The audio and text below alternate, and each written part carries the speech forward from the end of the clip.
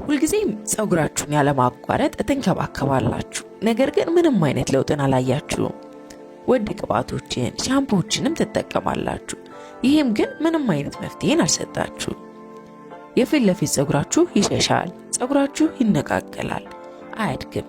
እናም ጥያቄያችሁ የሌሎች ጸጉር በእነዚህ ነገሮች የሚያድግ ከሆነ የኔ ለምን አያድግም የሚለው ነው።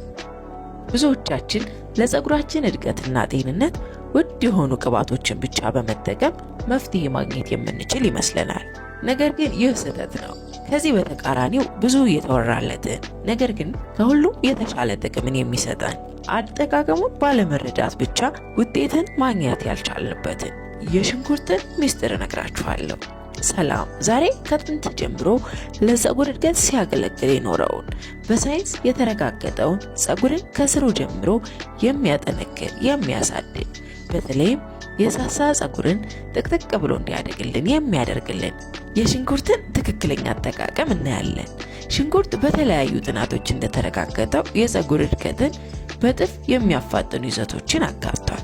ነገር ግን አጠቃቀሙን ካላወቅን እንደሌሎቹ በየጊዜው እንደምንሞክራቸው ግብዓቶች ወይም ደግሞ በውድ እንደምንገዛቸው ቅባቶች ልዩነትን የማያሳየን ወይም ምንም አይነት ለውጥን እንድናገኝ የማያደርግልን ይሆናል። ሽንኩርት በውስጡ ሳልፈርን ይዟል። ይህም ለጸጉራችን ለእድገቱ ብቻ ሳይሆን ለጥንካሬውም ትልቅ አስተዋጽኦን ይፈጥራል። ለዚህም ነው በብዙዎች ዘንድ ለጸጉር ጤንነት ተመራጭ እፅዋት የሆነው። ሽንኩርት በውስጡ ያላቸው የተፈጥሮ ኬሚካሎች የራስ ቆዳ ጤንነትን ለማስተካከልም ያስችለናል። በተለይም በፎሮፎርና ማሳከክ የምትቸገሩ ከሆነ ሽንኩርትን መጠቀም ብቻ ትልቅ ልዩነትን ማግኘት እንድትችሉ ይረዳችኋል። እንደነገርኳችሁ በውስጡ ሳልፈርን ይዟል።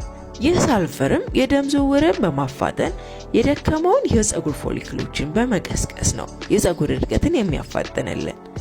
ሽንኩርት በተለያዩ ምክንያቶች የሚከሰትን የጸጉር መመለጥና መነቃቀል መፍትሄም ይሆናል።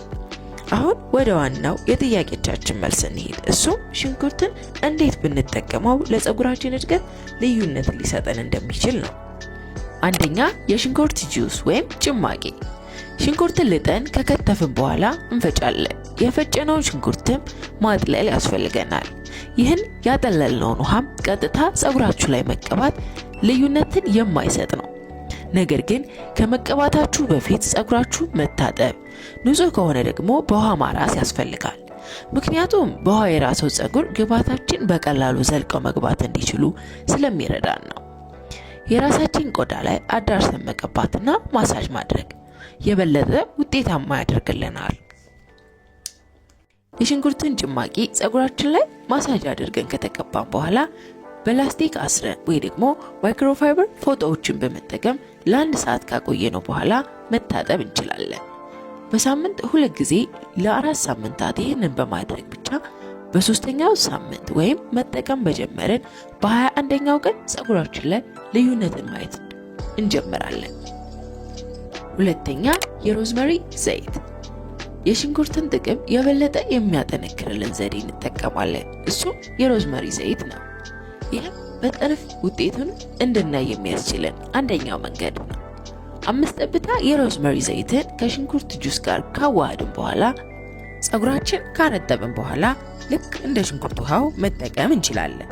ለጸጉር መመለጥ ታስበው የሚሸጡ መድኃኒቶች እኩል ውጤታማ እንደሆነ በጥናት የተረጋገጠለትን የሮዝመሪ ዘይትን በአንድ ላይ በማዋሃድ መጠቀም እንችላለን። ሮዝመሪ አንታይ ኢንፍላማቶሪ እና አንታይ ኦክሲደንት ባህሪዎችን በውስጡ ይዟል።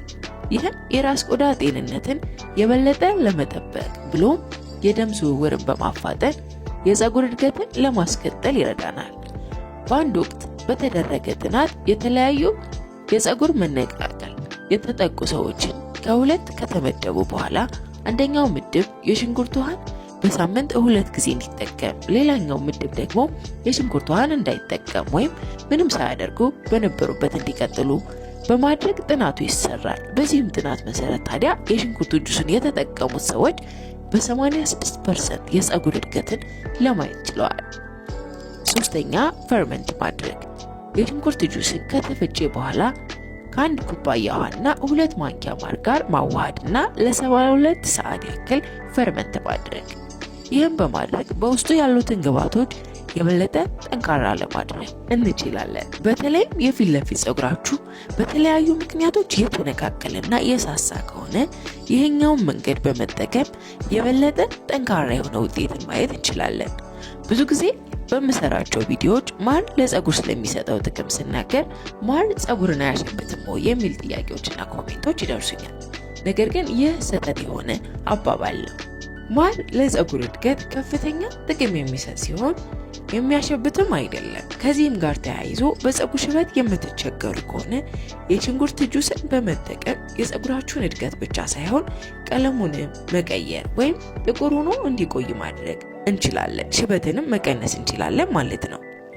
አራተኛ የሽንኩርት ቅባት። በመጨረሻም የሽንኩርት ቅባትን ለማዘጋጀት የሚመቻቸውን የፀጉር ቅባት የትኛውም አይነት ሊሆን ይችላል በዳብል ቦይሊንግ ሜተድ ማለትም የፈላ ውሃ ውስጥ ሽንኩርቱንና ቅባቱን በአንድ ላይ በዝቅተኛ ሙቀት ለ15 ደቂቃ ብቻ ማብሰል ወይም ደግሞ ሽንኩርቱንና ቅባቱን በማዋሃድ ከ2 እስከ 3 ቀን ፈርመንት እንዲሆን ማድረግ እንችላለን። ይህንን ቅባት ፀጉራችሁን ከመታጠባችሁ በፊት ወይም ከታጠባችሁ በኋላ መጠቀም የምትችሉ ሲሆን ሽታውን ለመቀነስ ያክል የላቨንደር ወይም ፔፐርመንት ኦይልን መጠቀም ትችላላችሁ። ነገር ግን ሙሉ በሙሉ ሽታውን እንዲጠፋ ለማድረግ የሚቻል አይደለም። ሽታውን ለመቀነስ ያክል ብቻ ሊያስችለን ይችላል። ከዚህም ጋር ተያይዞ የሽንኩርት ውሃ ወይም ደግሞ የሽንኩርት ጁስና ቅባትን ስትጠቀሙ ፊታችሁ ላይ ቡግር የሚያስቸግራችሁ እህቶቼ ፊታችሁ ላይ እንዳያልፍ ለማድረግ የሚያስችሉ የፀጉር ሻሾችን ግንባራችሁ ላይ በማድረግ ቅባቱን ወይም ጁሱን መጠቀም ትችላላችሁ። ሽንኩርት በውስጡ የያዘው ይዘቶች በአጠቃላይ ፊታችንን ሲነካው ቡግር እንዲፈጠር ሊያደርግብን ስለሚችል ማለት ነው። እዚህን ቪዲዮ ኤዲቲንግ የሰራችልን ቅድስት ኤዲት ትባላለች። እንደወደዳችሁት ተስፋ አደርጋለሁ። እሷን ለተለያዩ ስራዎች ማግኘት የምትፈልጉ ሰዎች ካላችሁ ዲስክሪፕሽን ላይ ወይ ደግሞ ኮሜንት ላይ አስቀምጥላችኋለሁ አድራሻዋን ማለት ነው። አብራችሁኝ ስለቆያችሁ በእጅጉ አመሰግናለሁ። ድጋሚ እስከምንገናኝ ሰላም ቆዩ። ማንኛውም እንሰራላችሁ የምትፈልጉት ነገር ካለ ኮሜንት ላይ አሳውቁኝ።